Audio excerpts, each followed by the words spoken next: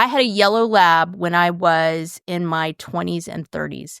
And she was like my emotional support, everything. She got me through multiple relationships, a federal anti-discrimination lawsuit, multiple moves, my marriage, and 2 kids.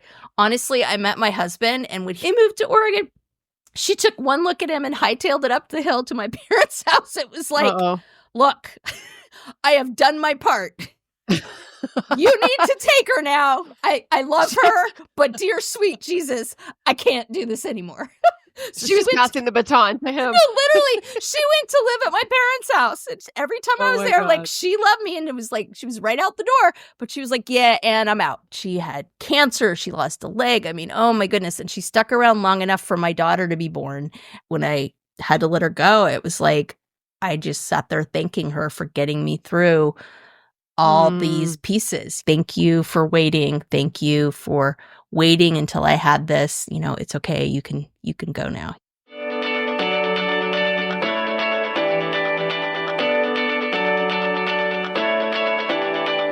Welcome to Drinks with the Girls. Conversations for women over 40 around connection, change, and the power of female friendship. Living well with stories to tell. I'm Karen, and this is Lisa. We are moms and solopreneurs stepping into our own, diving into real conversations about things that matter to women in midlife. We're here to spill the tea on everything that affects women in their 40s and beyond. Topics like loss and grief, changing relationships, launching kids, menopause, and reinventing ourselves in midlife. We are here to tackle it all. Connect with us through a blend of our lived experiences, our friendship, the memory of our moms, plus a collection of real stories, honest conversations, and engaging interviews that will make women over 40 feel seen and remind them that they're not alone on this journey called life. Let's go. Hey, everyone. Welcome back to Drinks with the Girls. I'm Karen, and that sounded way more chipper than I feel on the inside. Girl, it's yeah. This is hopefully not going to be like the way more chipper than we feel on the inside podcast episode, but there's a solid 50-50 chance it could be. So we'll see how this goes. Yep. But we're so happy you're here either way. And today I am sipping on Vino Disco, which is the boxed wine brand that my niece, whoop whoop, shout out to Sammy and Tess. She and her bestie launched their boxed wine brand, Vino Disco. So go check it out. I'm drinking the Pinot Noir. I gotta get some. I wonder if they'll ship it to Oregon. They definitely will. It's right now. They're currently online. They live in the Bay Area, so they do have some stores in the Bay Area that carry it. But right now, it's mostly online for the rest of us. I have to check that out. Yeah, we put that link in the show notes of another episode, but I'll do it again. Love it. So Lisa, what are you drinking? So I realized that part of my red wine problem was I just can't drink the cheap shit anymore. So today, remember listeners when I said I had to like go on a recon mission to get my Thanksgiving wine back? So I got it back and I was like, fuck it, cracking it open tonight. It's been that kind of a couple of weeks, that kind of a few months actually, if I'm being realistic. Because I know what you're going through, I'm going to give you a pass. I'm not going to give you any shit about that. I'm going to give you a pass. Thank you. So I am, God knows I deserve it. I am drinking side rabbit trail, because whole, whatever. It's a squirrel, not a rabbit. My dad, who's on my list right now, decided I was breaking too many wine glasses, so he gave me plastic ones. And as much as I appreciate the practicality of it, they're looking kind of nasty. And I'm kind of feeling like, you know what? Fuck it. If I break it, I break it. I might just go back to like the good stuff. Like I still have some leftover. How do you break wine glasses? Like, is this a thing? Oh, like, girl. I imagine like the Greeks breaking the plates. Oh, no.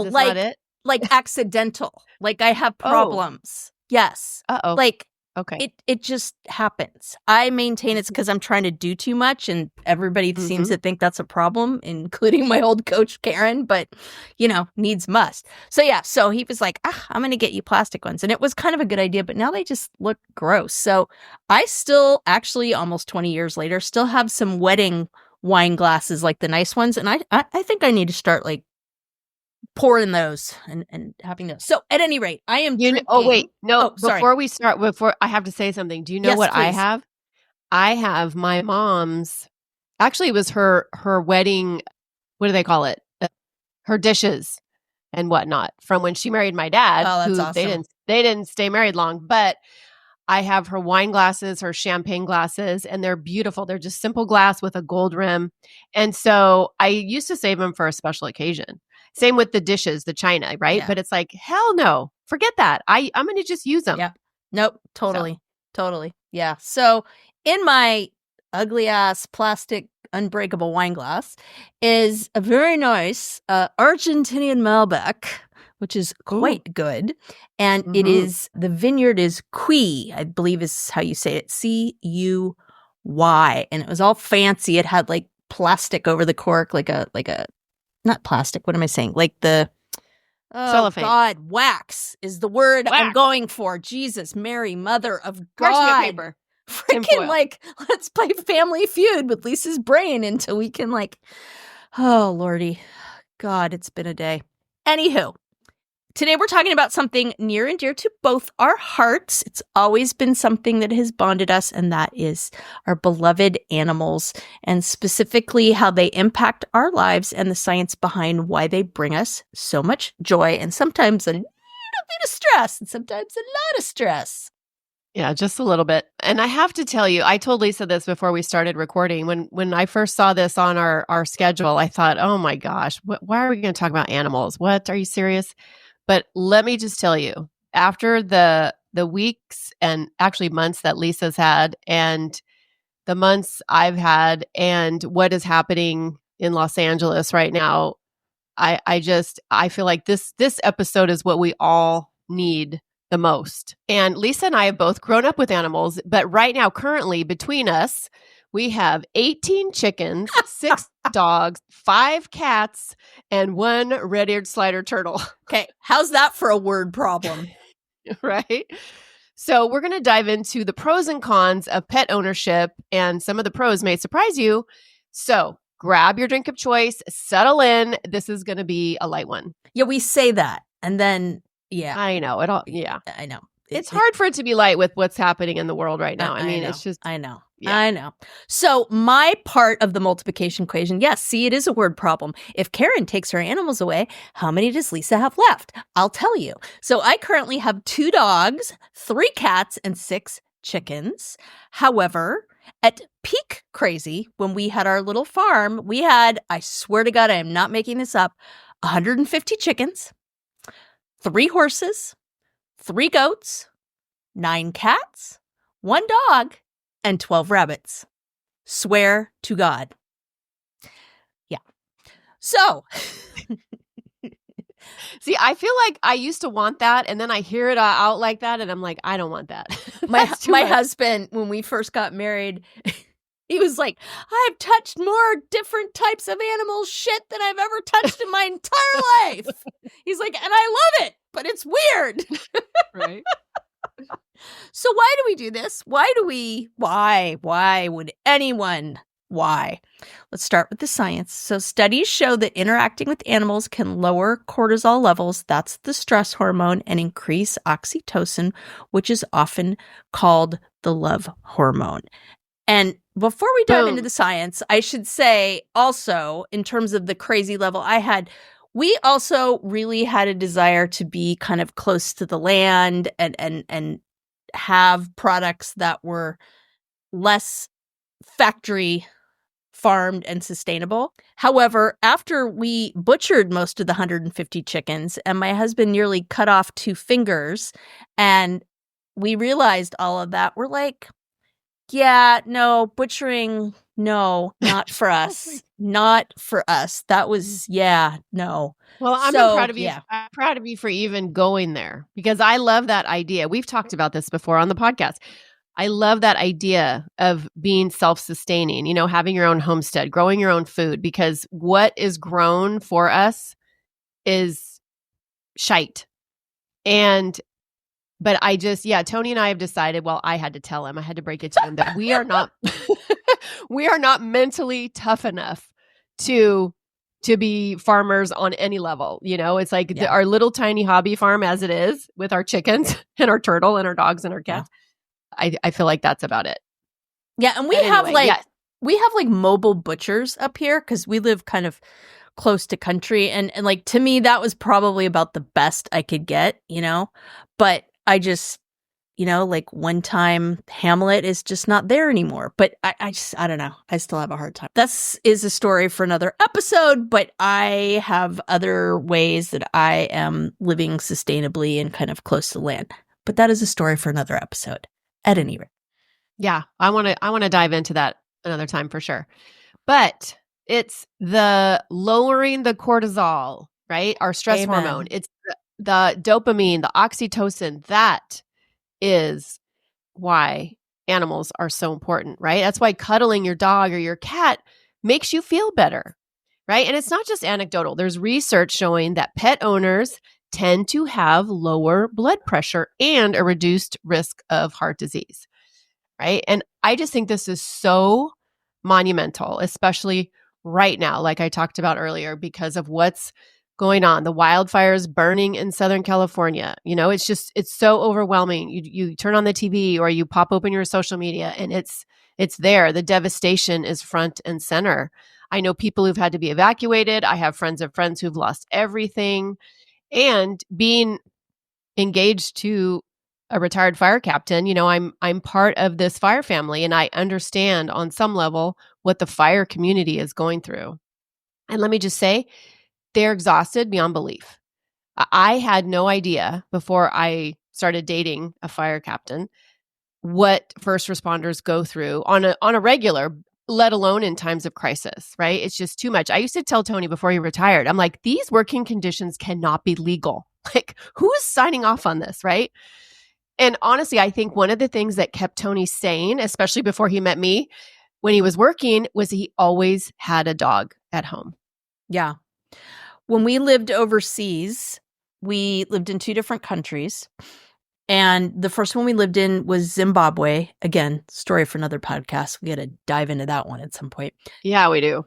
At any rate, when we were there, we adopted 2 dogs that were amazing. We adored those dogs. It nearly, again, story for another podcast, we had to leave suddenly in a not planned departure. And it nearly destroyed us to leave them behind.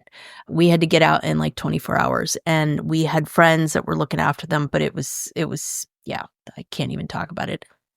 At any rate, also while we were there, we got to go on these incredible safaris, right? Like my poor kids, like when they were growing up, when we got back, like it was like, go to the zoo for a field trip. And my son was like, but mom, and I'm like, don't say you saw lions in the wild. That is committing social suicide. Do not do it. He's like, the zoo again. At any rate, yeah. So when they were like, it was like Mean Girls. Yeah, totally. With Lindsay Lohan's character. Yeah. So he was 3. Wait, no, he was 4 and my daughter was 1. And one of my daughter's first words was literally Ellie's for elephants. Like, she got to see a baby elephant, which she was literally sitting there with her pacifier. And that's what we grew up around. And it was just this incredible, incredible privilege. I mean, animals were a huge part of our life over there. The property we lived on had amazing wild birds and reptiles. The birds over there are just incredible. And then you contrast that with our next post was in India, and we couldn't have animals. So we lived in this apartment on the 25th floor, and the only animals we had around us were the street dogs and the hawks and the pigeons. And it was not an easy year at all when we were there. It was really traumatic. And it was just brutal not to have pets. I mean, like, it was hard. We used to like talk about it all the time. Like, I can't handle not having animals. This is so hard. So I was stuck looking out the window of our 25th floor apartment watching like hawks dive bomb pigeons.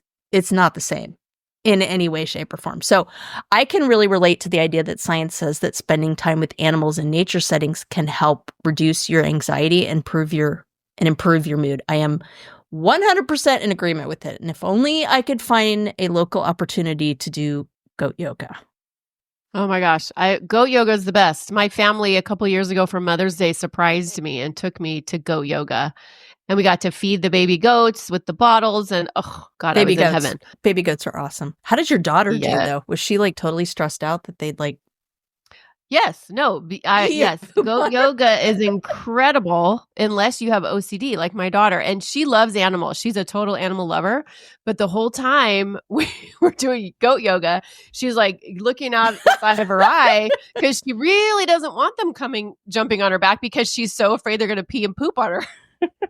That's hilarious. And I mean, she's like in her 20s at this time. I think she was like 24 or 25. So it's not like she was like 10. Oh, but my Lord.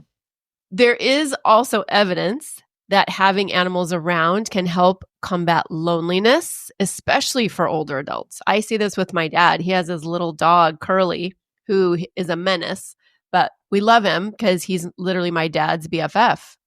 And I mean, this is one of the reasons that therapy animals are becoming so popular in nursing homes and hospitals. And like, truly, this is why emotional support animals are even a thing, right? Yeah. My dad made the dubious decision to get a puppy about a month before my mom passed. And this dog is wonderful, but he's 100 pounds. He is not neutered and he's out of control. And it's super hard, but he's the same way. Like, honestly, he treats this dog better than he does his grandchildren, like straight up. But I had, just going to say it. Yeah, no, we're having some issues right now, listeners. I had a yellow lab when I was in my 20s and 30s, and she passed away a while ago. But she wasn't even my emotional support dog. She was like my emotional support everything. Like, she got me through like multiple relationships, like a federal anti-discrimination lawsuit, like multiple moves, my marriage, and 2 kids. Like, honestly, I met my husband, and when he moved to Oregon, she took one look at him and hightailed it up the hill to my parents' house. It was like, Look, I have done my part. You need to take her now. I love her, but dear sweet Jesus, I can't do this anymore. So she was passing the baton to him. No, literally, she went to live at my parents' house. And every time I was there, like, she loved me. And it was like, she was right out the door. But she was like, yeah, and I'm out. That's awesome. So, yeah. So she stuck around long. I mean, she had cancer. She lost a leg. I mean, oh my goodness. And she stuck around long enough for my daughter to be born. And then we lost her when my daughter was 2 weeks old. I have like a picture when my daughter was a newborn. And it was just like, literally when I had to let her go, it was like I just sat there thanking her for getting me through all these pieces, and it was like, thank you for waiting. Thank you for waiting until I had this. It's okay. You can go now. So I love our animals and the dogs we've had, but I don't know that any one of them is ever going to be able to like yeah, it was pretty next level. Yeah, it sounds like it. Yeah. Sounds like it. I don't know that I could have gotten through without her. But okay, there's the other part, right? Not all aspects of owning animals are stress-free. Like, let's be real. I could tell you so many stories. I mean, not only the financial stress that animals can bring, but currently I have 2 dogs that hate each other. Oh, good God. And yeah, and one that is like literally will like hurt pretty badly, the other one. So living in that situation, how do you manage that? It's insane. One of the dogs is my son's. And so this is a whole thing. Oh, but I live my Lord. I know. I live on 3 acres. He lives in a condo, and his dog is old, has anxiety, and is kind of a bitch. Sounds perfect.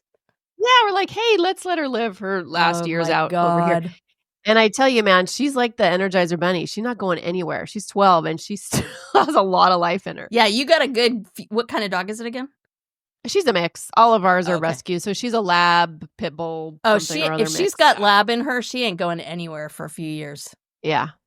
No, I mean, she has seizures. She's on medication daily. And so anyway, I digress. But I want to know, what was your experience, Lisa, with animals growing up? Yeah, it honestly took a while for my parents to be down with having animals. They both kind of had some trauma, childhood issues. My dad literally, God, this is so horrible. He came home from school one day and found that my grandfather had sold their house. And when I say he sold their house, everything. Toys, books, furniture, and I swear to God, I'm not making this up, the family dog. So, yeah. So he has some trauma around that. And my mom, my grandparents divorced. So at any rate, long story long, it took them a while to kind of go there. But first we had cats and then we had a dog. I would say I was probably in middle school when we got him. But the real kind of rocket fuel was when I finally started writing when I was 10. And I'd been obsessed with horses for the longest time. And they finally let me start lessons. And that started a lifelong love affair for sure. And I mean, this is going to sound weird, but people who are horse people will get it. Like there's definitely relationships and special connections you have with dogs, but the connection that you can have with a horse, there's nothing like it. It's like magical. It's wild, and it's really wild because they are massive beasts. Like they could kill you. Yep. And a couple of mine tried actually getting rid of me. But anyway, yeah. So I just, the connection that you can have with any animal, not just dogs and cats, is pretty special. I mean, I have relationships with my chickens that are pretty next level. So she puts hats on them. See prior episode about chickens. My daughters did that. I just was along for the ride. But when I was younger too, we always had a dog and a cat, and my stepdad always tried to kind of be like Mr. Curmudgeon about animals, and I have asthma and I can't, have animals here. But my mom, so much for that idea. Yeah, sorry, dude. But he was, we could have a whole episode on that. But we had a family dog. I had a family dog when I was young, growing up. That literally, he was around before I was even born. So he was the only dog I knew. And he got older, and when it was time to put him down, I came home from school one day and he was just gone. God. And I was in like elementary. I was probably like in 4th grade.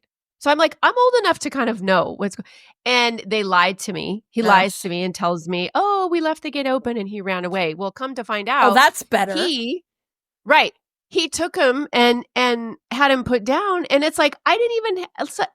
And here's the thing too. Don't shelter your kids from stuff like that. Like, let them be a part of it. I know it's hard. I know it's painful. I know it's like difficult because we struggle with it ourselves. But man, I was pissed for a long time about that. I didn't even have a chance to say goodbye to my dog, right? So anyway, little trauma there. My name is Karen Shatafian, and I am a shameless coffee addict and empowerment coach for women, and my love language is authenticity. My mission is helping women unapologetically design a life they're in love with. Because what the hell are we waiting for? My website, KarenShatafian.com, has all my coaching packages and free offers like my midlife reclamation guide. In it, you'll find tools to help you decide how to create the most inspired and empowered version of yourself and your life. You can find me on Facebook and Instagram talking about ways women can show up for themselves after decades of showing up for everyone else. Join me as we throw off the shackles and live our best freaking lives.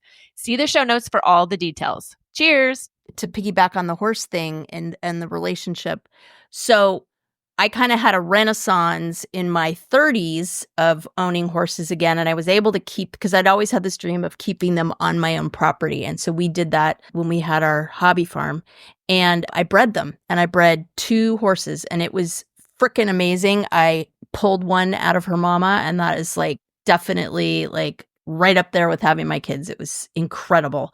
And I was going to start a little breeding and training business, but then this little thing called the Great Recession happened in 2008, and that was all she wrote. So, and I really had intended to get back into them again, but when you end up finding out your kids have special needs, you got to make some decisions. So it was like I could either train horses or raise my special needs kids. So I had to make a choice, and I don't regret that choice, but it was incredible. I was glad I did it.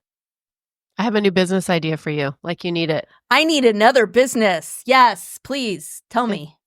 Therapeutic horses for kids with special needs. I mean, I know it's out there, but like, I mean, you have the horse knowledge and you have the special needs knowledge. So, fun fact, my master's thesis was all about the idea of animal-assisted therapy, and it was called the Bucephalus effect.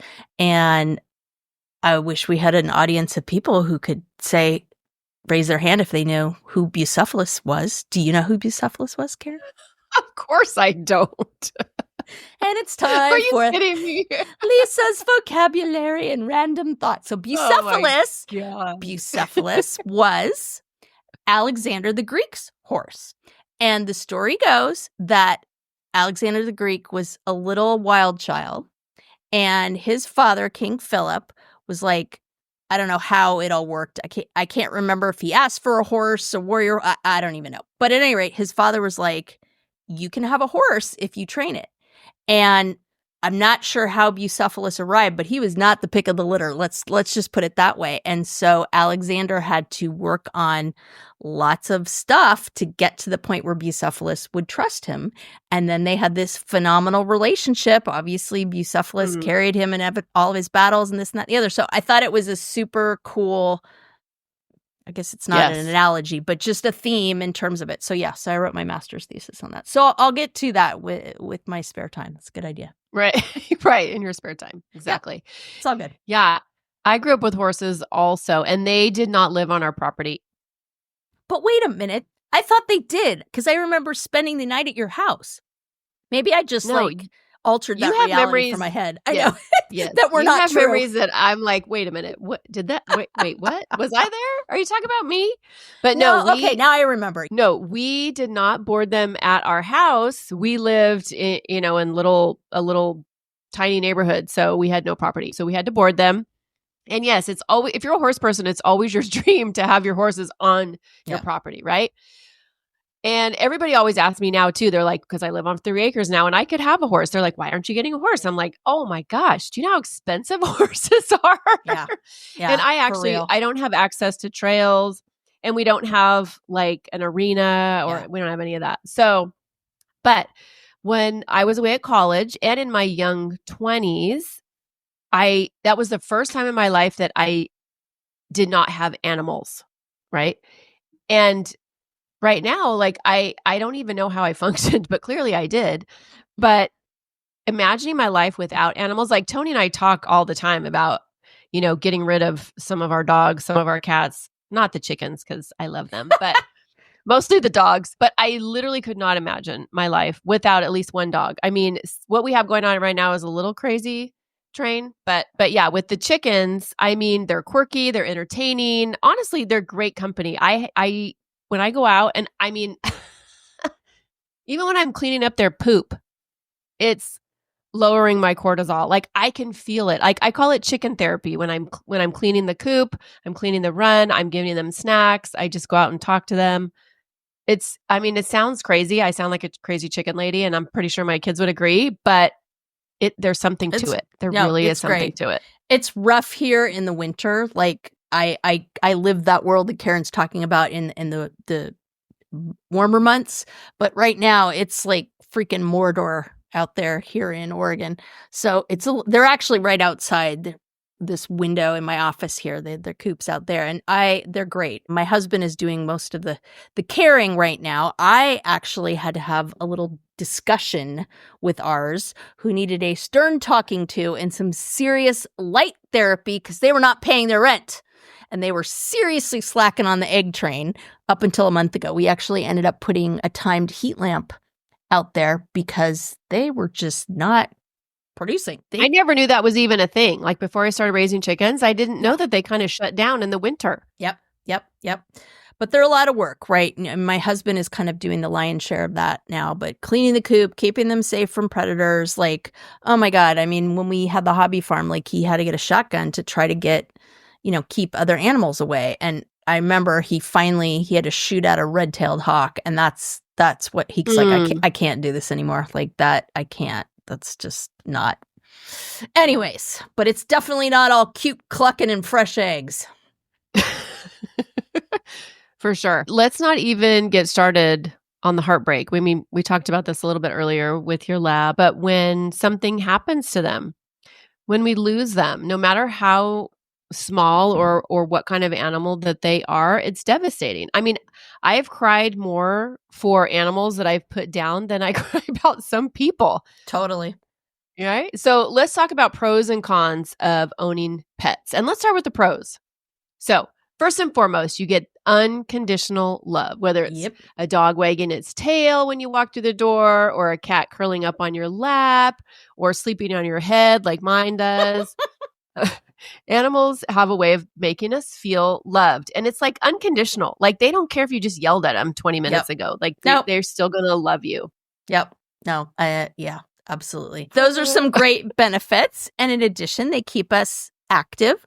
Walking a dog or even just tending to your chickens gets you outside and moving, which is great for both physical and mental health. I also get a lot of stress relief from just petting my animals and having them next to me. That whole like sensory piece is just so calming for my parasympathetic nervous system.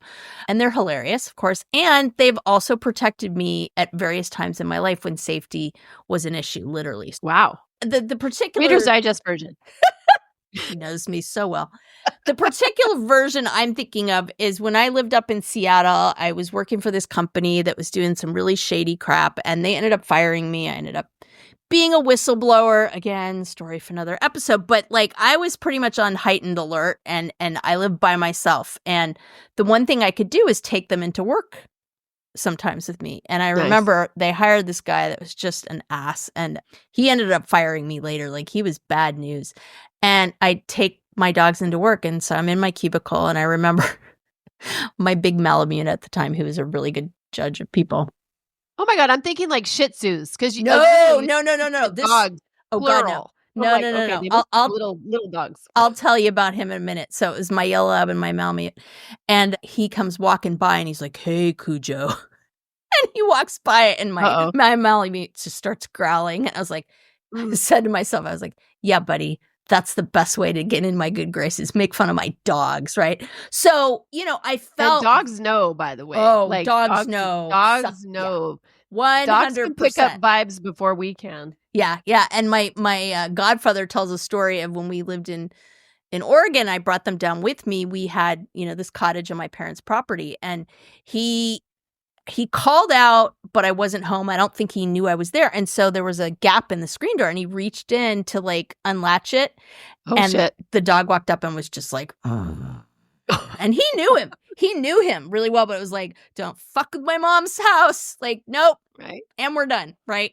So, I mean, when I talk about safety and protection, I think I was just going through at the time a lot of trauma and felt very vulnerable. So having them there, and he was huge. He was massive. I felt like that was part of it. So what is another pro for having animals? Routine, right? Animals need to be fed, walked, cared for, which gives structure to your day. And literally I've experienced this, but for people struggling with depression or anxiety, this can be incredibly grounding. And what I've found for me, the routine, certainly, it's like you have a purpose. You have to get up. You have to feed the dogs, right? And I have had such a difficult time focusing and taking one project from start to completion. And I'm figuring out what that is. I don't know if it's menopause. I don't know if it's depression. I don't know what the hell's going on. Anyway, literally taking a break, going to my chicken coop. This sounds crazy and silly, even just hearing it come out of my mouth. But literally, I go out there, I spend 15 or 20 minutes cleaning, giving them snacks, snuggling with them or whatever. And then I can come back into my desk and start again. And I just think that that's not necessarily a routine. But it's part of my day. So I don't necessarily do that at the same time, but I know when I'm doing something or I'm feeling scattered or I'm feeling some kind of way, I can go out, take a breath, spend 15 or 20 minutes with my chickens, and then come back in and start again. Yeah, it's a good reset. I have a little hammock chair out by mine, and when the weather's nice, I can do that. But okay, let's talk a little bit about the cons, right?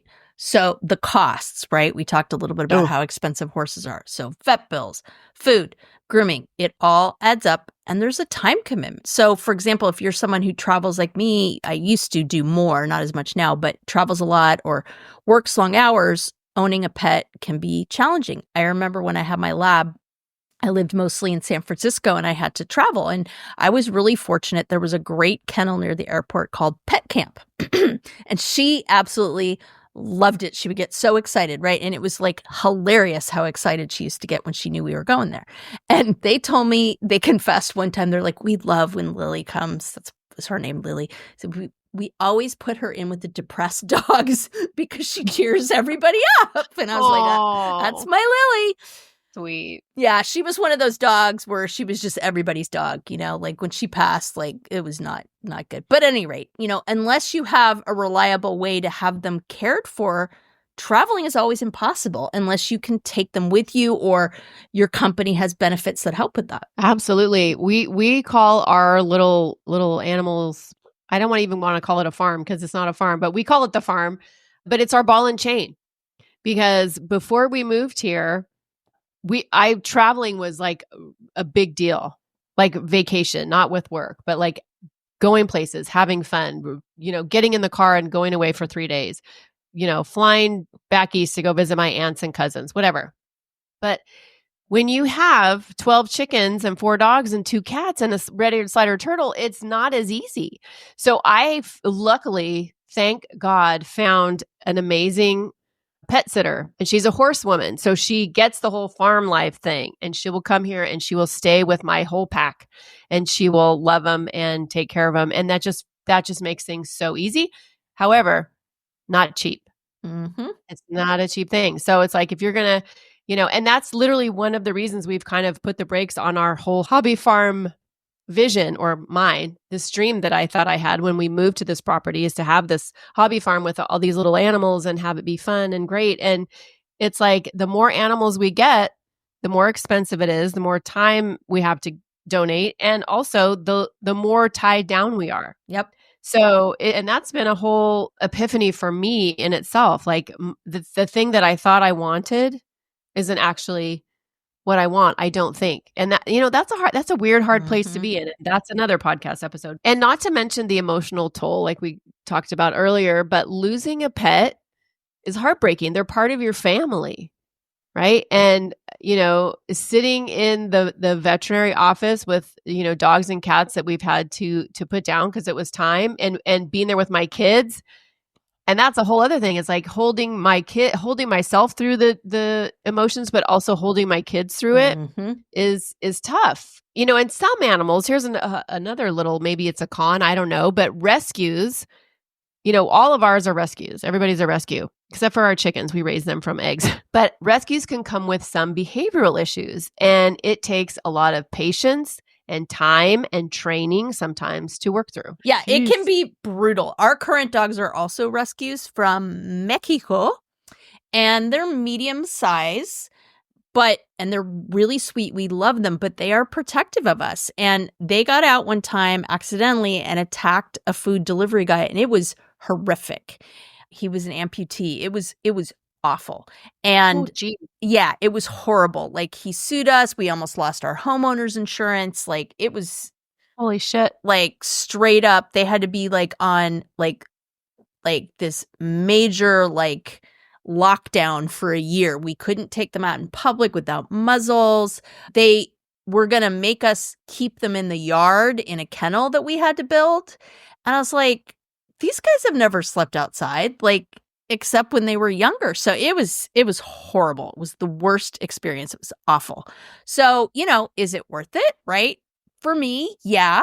But my eyes are wide open. Like, you have to understand all this stuff to really, I think, take on an animal and be their steward, because that's what you freaking are. But for me, at least, the joy and the companionship outweigh the challenges. Absolutely. And I would say that hands down, and we've had a lot of challenges. Like, one of our dogs is a pit bull, and we've had her since she was a baby. Somebody left, this is when Tony was still working, and a call he went on, they had this baby. She was like, I think 12 weeks, and he was going to leave her in the car, and it was summertime in the Inland Empire, and Tony's like, no, you can't leave this puppy in the car, so we'll take her to the station, come and get her after you get released. He had an eye injury. He was going to be in and out, whatever, within the day.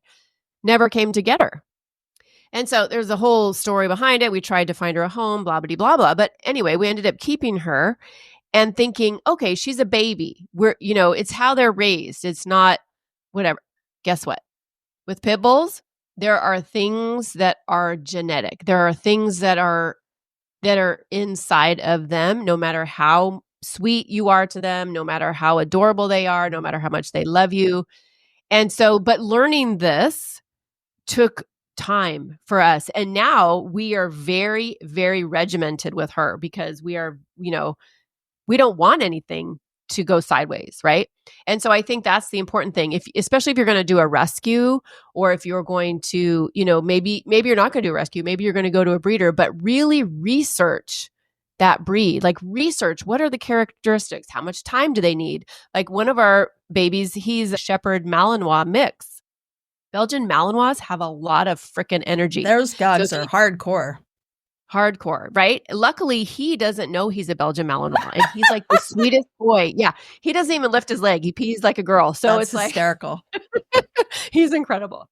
But anyway, you just have to know what you're getting into when it comes to dogs, right? And I agree with you wholeheartedly. Even though, I mean, we've had some really fucking hard times with our animals, but the joy still outweighs the challenges. Yeah. And you just go into pet ownership with your eyes wide open. Do your research. Make sure you're ready for the responsibility and the time and the finances. I mean, you're probably like me. Well, maybe not, because you don't have a lot of time, but I see all the time people who are relinquishing their dogs because they don't have time.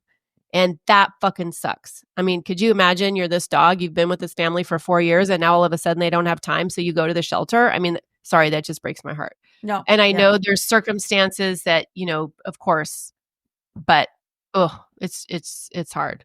Yeah. So look at the cost, look at the time it'll take. There's nothing worse than getting an animal that you're not going to be able to afford and you don't have time for. Hey, fabulous Drinks with the Girls listeners, guess what? We have something exciting happening here at Drinks with the Girls. We have a way for you, our listeners, to be involved. We would love you to be a part of our Drinks with the Girls support team. Creating a sisterhood of empowered women is our goal, and we are so grateful you are here. But we need your help to grow this incredible community that we have a big and bountiful vision for. You can help us get the word out about Drinks with the Girls, because we want all women to feel the support of our powerful community behind them. Here's what you need to do. Go to your favorite podcast platform and subscribe or follow Drinks with the Girls if you haven't already. We need you to share every episode we put out. We would love for you to do this, especially when a particular episode resonates with you and or brings to mind someone you care about that you think would benefit from listening to it. Share with a girlfriend via text, share to your email newsletter, share on your socials, share from the rooftop. Every share is a chance for all women around the world to feel connected and supported by our Drinks with the Girls sisterhood. The other thing you can do is officially join our Pod Squad email list. That will help you in 2 ways. First off, every time a new episode drops, you'll get an email with info on the topic, so it reminds you to tune in and listen with an easy-to-follow link. But it's also an easy format to hit forward on and share with some of your favorite people so they can easily access the newest episode. That link is always included in our show notes for you. We are so excited to have you as part of the Drinks with the Girls Pod Squad support team. We are all in this together. Cheers! Cheers! Back to your point about... I want to respond to the Belgian Malinois that doesn't know it's a Belgian Malinois. So after my sweet Lily lab passed on, it took us a while before we were ready to have another dog. Like it was so hard. And he kind of found us, as they kind of do. And a friend of ours at the vet clinic was like, "Do you guys want a dog?" And I'm like, I don't know. I was like, "What is it?" He's a purebred papered border collie. I was like, a border collie? Like, I don't know, man. Like, we have space, but I don't know if I can handle that. She goes, "No, you don't understand. Just meet him." I'm like, oh God, here we go. Right. So Rex was, as she said, he was this beautiful liver and white border collie, came from 7 generations of papered champion working cattle dogs. Like, but Rex was afraid of cows. Oh shit. He was like the Ferdinand the Bull of dogs. Okay? Oh, we love Ferdinand. Yes. Terrified of cows. Oh. Like, I remember when one got out in our yard, he was just like,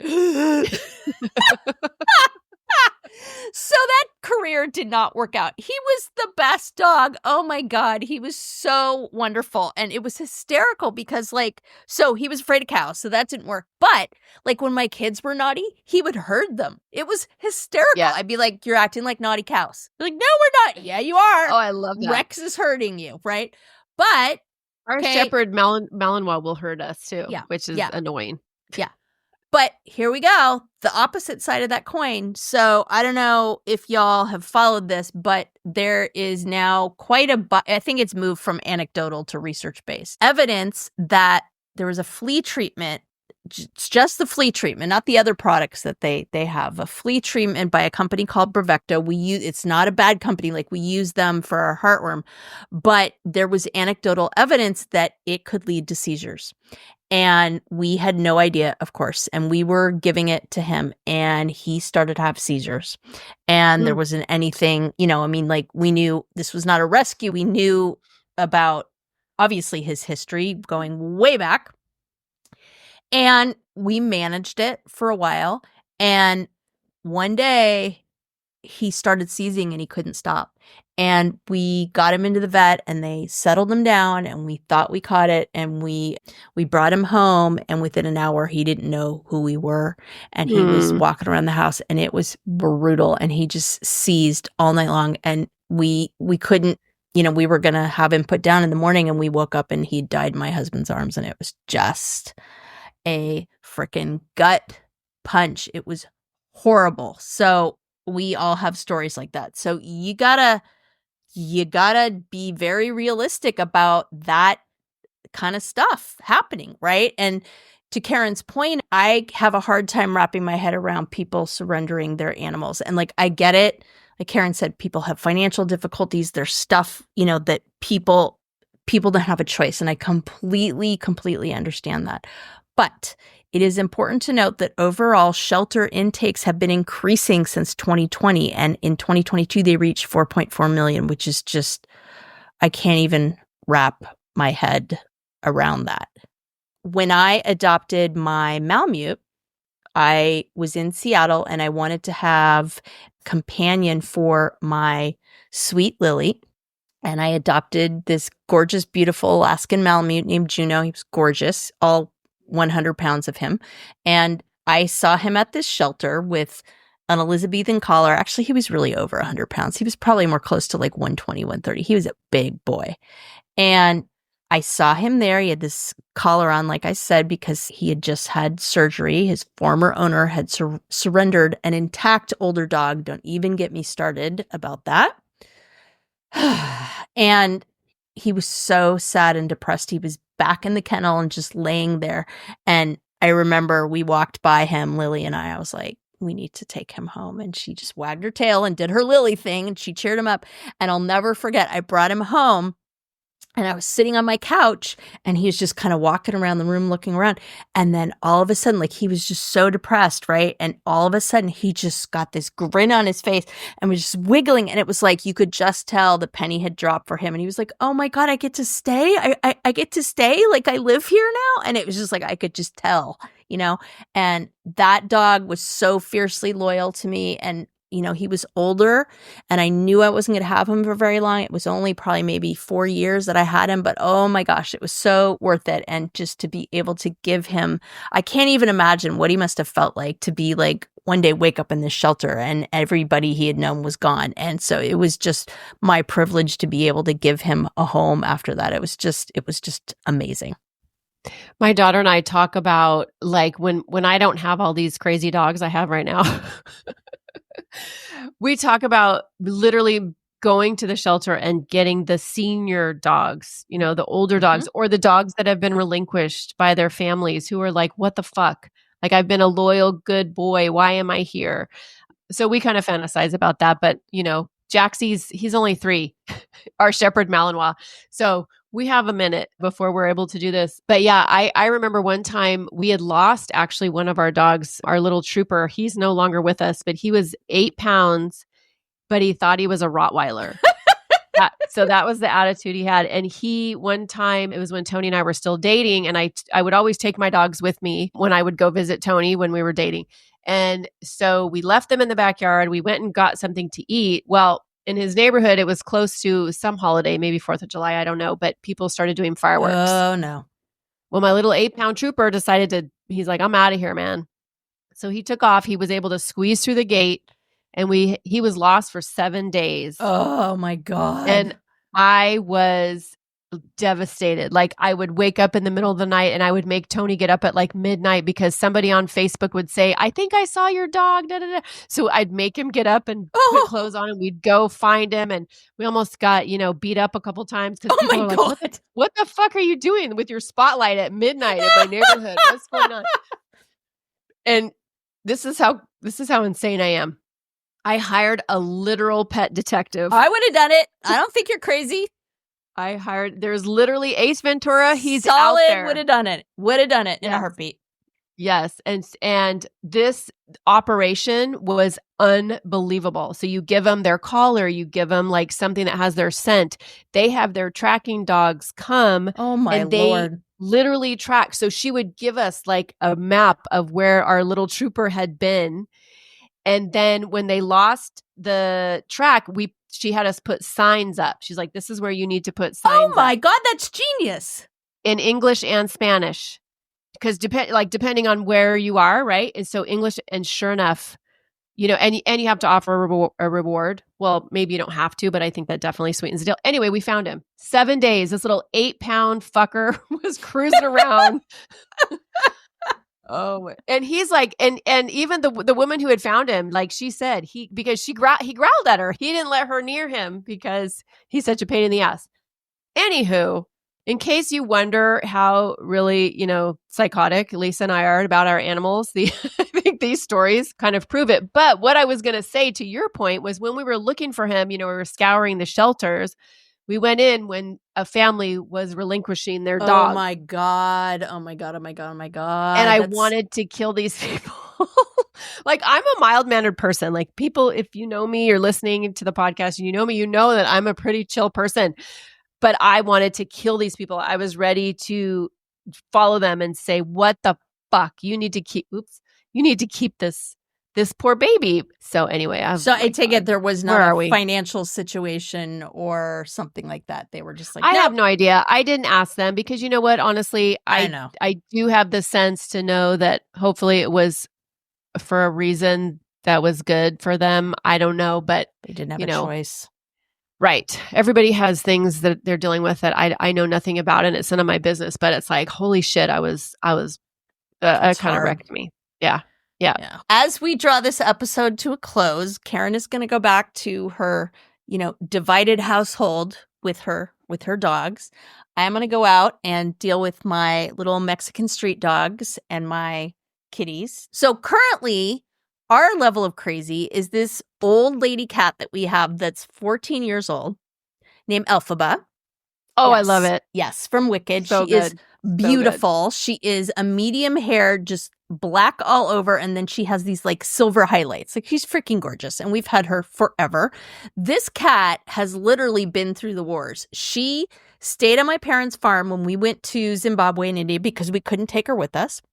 And they fed her, and she's like a little, she belongs in like a pampered like Park Place apartment, and it's hysterical that she just like did just fine on the farm. So she's been around the block and she's owed some grace, right?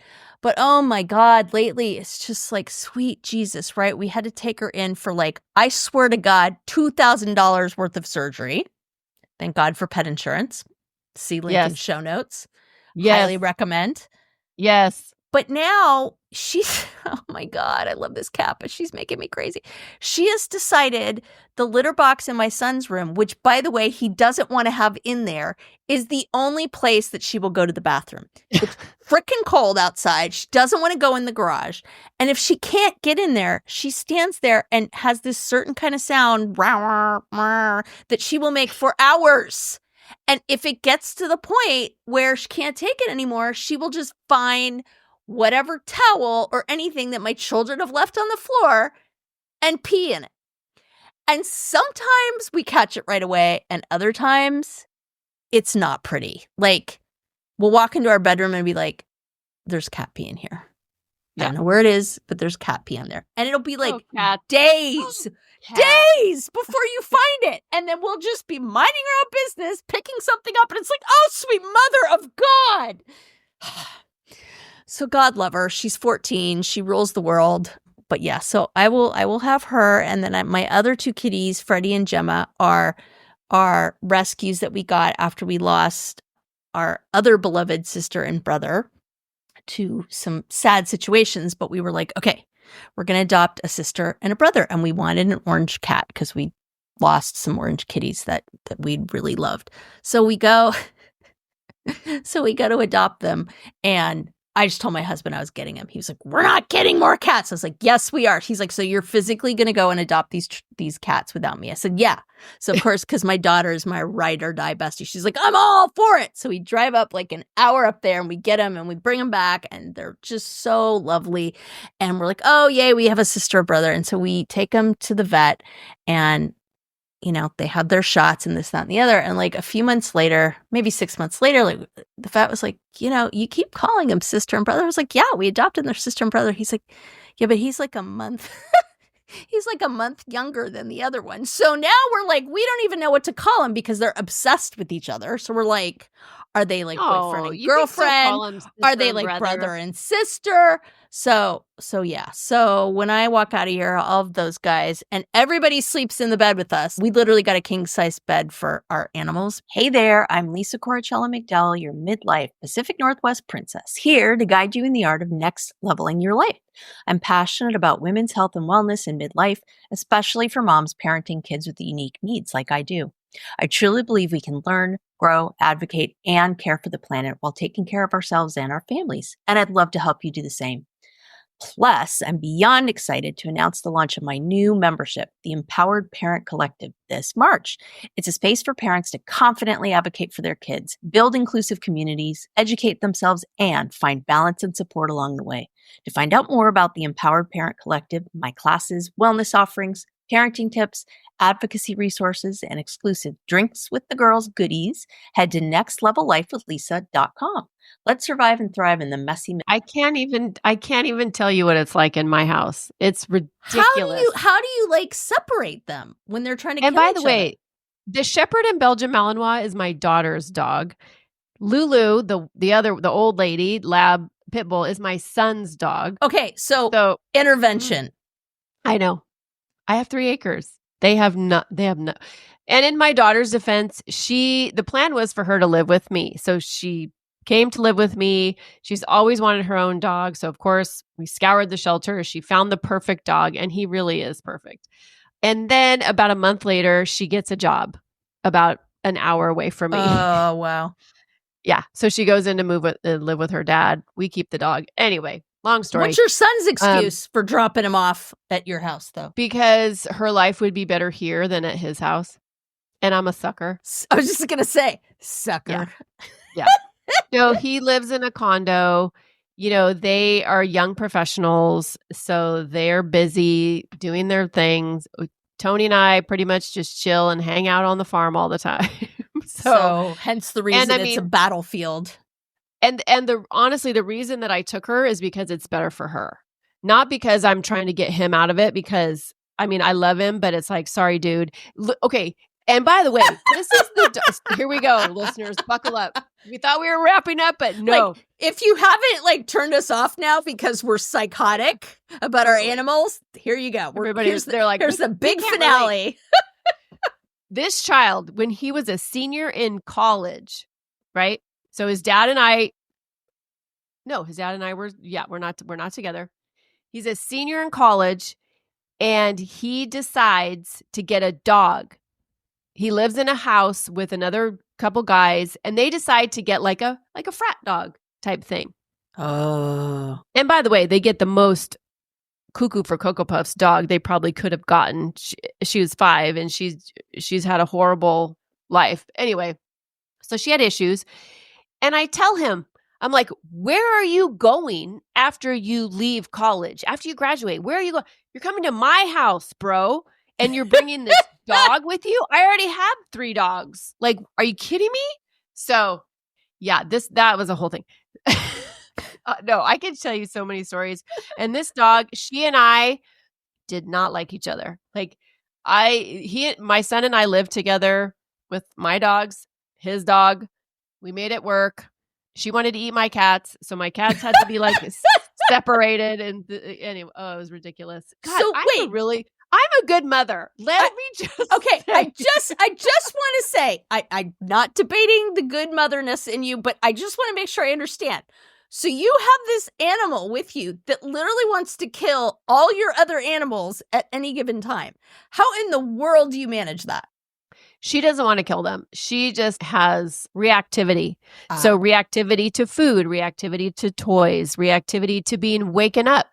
But if you surprise her and wake her up, like one of my little dogs accidentally woke her up and got a bite in the face. Anyway, but she had issues. But I'm in literally asking a serious question. Like, how do you manage having her? Like, it's a serious question. Well, so before, when it was just my son and I living together with our animals, we just had to learn her boundaries. Like literally, we can't feed everybody together. There cannot be any toys laying around.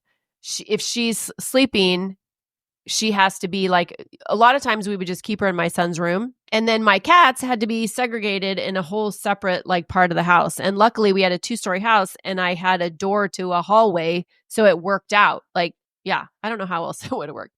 But now, fast forward to how we are now, it's my dog that wants to kill her. It's my pit bull who is like, look, you think you're the alpha, but you're not. I am. And when the old gal tries to do something to prove her alphaness, it doesn't go well. So that is the situation. So work in progress, basically. I mean, I don't even want to, it's not even that. Like we've had 2 fights that I've had to, intervene in, and it's extremely traumatic. But we make it work.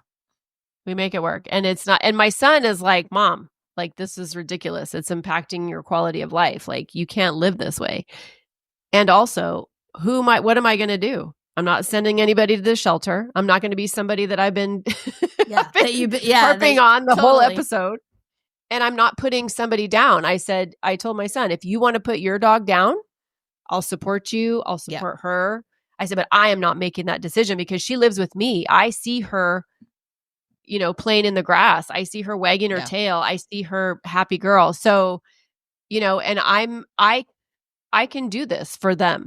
Those dogs have brought us so much joy. That dog, my son's dog, as much as she and I don't really get along, she helped my son through my divorce. Yeah. My son got her at a pivotal time in his life when he needed an emotional support dog, and she was that for him. And you're returning the gift.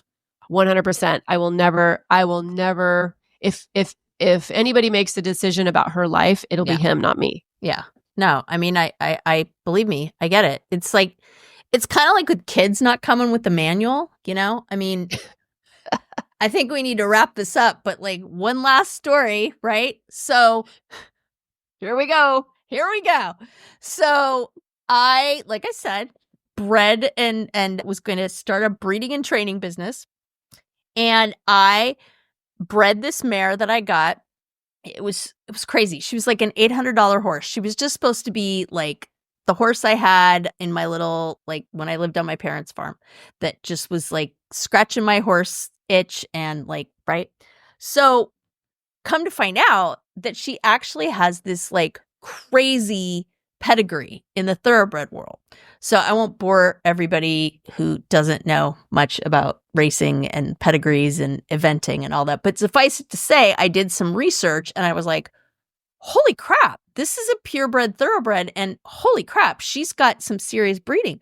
So I was like, I got to do this, right? So I was broke as all F and didn't know what I was going to do. And I ended up connecting with this woman who was raising Cleveland Bays. Now, again, long story long. You don't know anything about Cleveland Bays. Essentially, they are the breed of horse for the British royalty. Queen Elizabeth, when she was alive, just had Cleveland Bays. Like they pull all the state coaches, all that. And so she had fallen in love with this breed and was really having a passion project to breed them with the large amount of thoroughbreds that we have there in the US to basically have the ultimate sport horse. And so she made me a really good deal. So I was like, let's try it, right? So I bred this mare. And so I was single with a lot of time on my hands and going through graduate school. So it was pretty crazy. But again, like I kind of alluded to this earlier in the podcast. So I was there when she foaled. And that means had her baby. Yep. Sorry. For So sorry. people who don't know. Thank you for the translation. At any rate, this baby was so big that she literally could not fold this baby. And it could have been really ugly, but I happened to be there. And, I was checking on her, doing all the things. And my dad was there and he was taking pictures. And I was like, okay, you need some help. Her name was Angel. And so the two of us delivered that baby and it popped out and it was like, holy mother of God. And when that baby who grew up was full grown, she was a good 1,100, 1,200 pounds. And yeah, Karen's eyes just popped out of her head. Like she was a big girl, right? And so I had this dream that she was going to be my sport horse, right? And I could train her and da-da-da. However, Willa, as I named her, had other ideas. She just wanted to be a pasture pet. She just wanted to hang out and do her thing. So long story long, I got to go on a few trail rides with her. And that was probably the happiest I've ever been on a horse, doing a trail ride on a horse that I had bred and helped to train and was just so happy. And she was great on the trail. And she just did not want to do much else other than that. But she was very invested in her career as the kind of mascot of our farm. And really, she was very chill and laid back. But when certain situations arose, she showed her true colors. And two that I'm thinking of, my husband so I bred one more horse. So it was our half sister. And that little baby was up in my husband's face and was just piss and vinegar and went to basically turn around and double barrel kick my husband. She kicked me once in the chest already. And Willa decided she'd had enough. And she got in front of this little baby and her mama and was like, no more. The other time I can think of was when we were trail riding. We used to take them camping. And I don't know what happened. We were over by the river and I was hand walking her and I slipped and fell. And I was with 2 or 3 other horses and they spooked and everybody just ran. And I thought, holy shit, I'm going to get trampled. And again, not the most coordinated horse in the world, had no interest in being ridden. And I swear to God, that horse looked like a freaking dressage Lipizzanner, who, if you know anything about horses, like gorgeous. She picked her feet up and just was absolutely adamant that she wasn't going to crush me. I don't know if that's the best story to end on, but I think we're going to end on that one. But because we could obviously go on forever. And if you haven't turned us off already. But I think though, what we do want to end on, because we usually, leave you with something to walk away with. And aside from all of us, all of our stories and going down memory lane with our all verbal of our animals, diarrhea. And, kind of outing ourselves with all our animal craziness. If you have animals in your life, because certainly there are people out there who are not animal people. And we still love you, especially if you listen to our podcast. I don't get it. But yes, we still love you. But if you do have animals in your life, whatever they are, utilize them at this point, because life feels kind of heavy right now, I think, for all of us personally and globally. And so take advantage of the free in air quotes, therapeutic measure that you have sitting on your lap with you, whether it's a dog, a cat, whether you like chameleons or turtles or whatever, let them help you regulate your nervous system, because it works and the science proves it. Okay. I will say, and listeners hold me accountable, I've been getting the itch lately to get a bearded dragon and one of those really awesome Highland mini cows, like the teacup cows. I know, I'm crazy. I'm not going to do it. Hold me accountable. right? But there's definitely room in the rainbow of animal ownership from crazy level like us to just, hey, I want a companion. So we don't want We almost got 2 coon piglets. Okay, about see? 2 weeks ago. Good. And finally, I mean, luckily, my common sense ruled because Tony was already like, let's Like, do it. we I'll have build Eddie. him the shelter. I'll build him. He's all in. He's like having a 7-year-old who wants a puppy when it comes to any animals. And I have to be the voice of reason, which is not normal for me.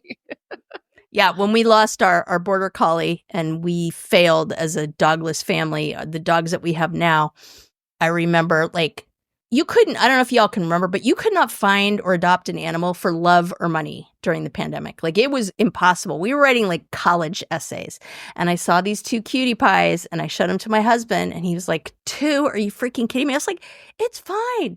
We're never going to get them. It'll be fine. Well, here we are, and I won't dive into that story because this has been way too long as it was, but they have a way of worming into your heart. So take And those this with Highland cows are so damn cute. They're so freaking cute. I want one so bad.